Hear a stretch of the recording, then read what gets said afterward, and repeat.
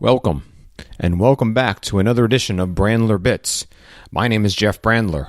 On Brandler Bits, as you know, we discuss many issues, many topics. Today's topic is the fear of making change. And oftentimes, that fear is rooted in something very irrational, because it's fear, something very illogical, because it's fear, and in the examination of advantages and disadvantages, clearly the advantages would work, but the person has a fear of making the change because it's way easier to do what's safer than it is to do what's better. It's way easier to keep what you have because it's what you know than to take a risk and do something because of the fear.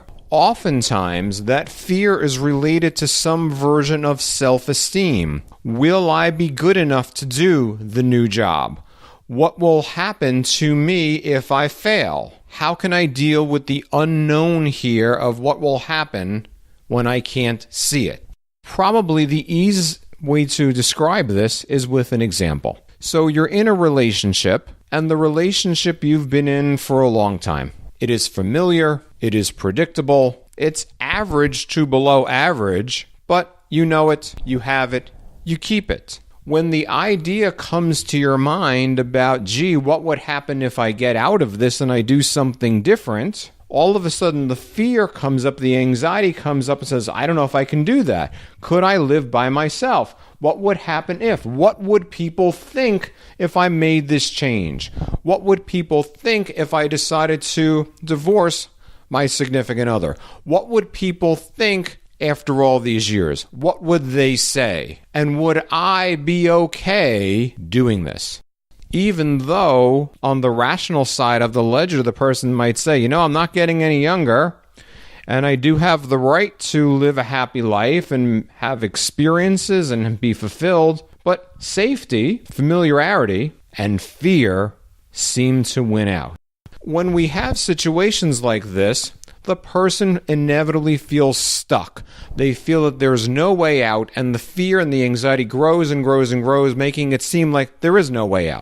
One of the things to think about is finding the courage inside, finding the courage, finding the faith, finding something, and examining, can I imagine myself not in this relationship? Can I imagine myself not in this job? Can I imagine myself doing something else? Can I imagine what's going to happen to my life? How would it be different if I wasn't doing this thing? Ultimately, I need to think about what is best for me and what's changeable.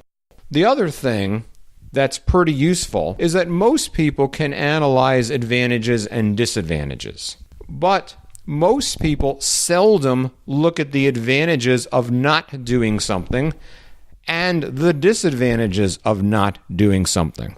So if we go back to the relationship example, the advantages of not being in this relationship might be pretty clear. I would be happier, I'd be by myself, I could do what I want, I would have freedom. The disadvantages of not being in this relationship might be financial, might be stress, might be change, might be the unknown.